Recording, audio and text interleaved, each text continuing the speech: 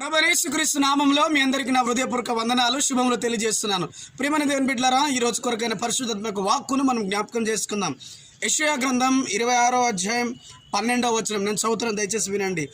యెహోవా, నీవు మాకు సమాధానం స్థిరపరచుదువు, నిజముగా నీవు మా పక్షంగా నుండి మా పనులన్నింటినీ సఫలపరచుదువు.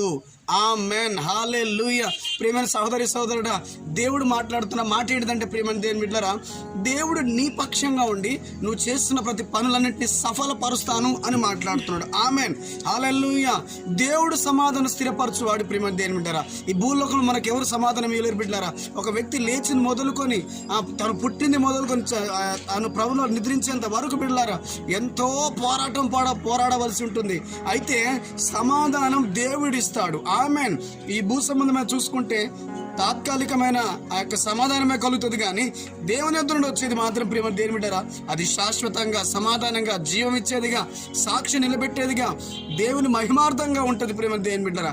కాబట్టి దేవుడు మన పక్షంగా ఉంటే ఏ మాత్రం మనకు హాని చేయదు ప్రేమ దేవుని బిడ్డలారా. కాబట్టి ఈ అంత దినాల్లో, ఈ చివరి రోజుల ప్రేమ దేవుని బిడ్డలారా, సమాధానం లేకుండా జీవిస్తున్నావేమో, నెమ్మది లేకుండా జీవిస్తున్నావేమో, ఇదిగో యేసే దగ్గరికి రా, నీకు సమాధానం ఇస్తాడు. ఆమేన్. నీ పక్షంగా ఉండి నీ ప్రతి పనులన్నీ ఆయన సఫలపరుస్తాడు. నువ్వు ఏ పనిలోకి ఈరోజు నువ్వు బయలుదేరుతున్నా, ఈ రోజు నువ్వు ఏ పనిలోకి వెళ్తున్నా, దేవుడు నీకు తోడుంటాను అని మాట్లాడుతున్నాడు.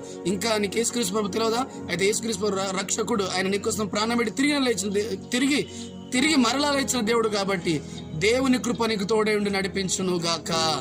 ఆమేన్.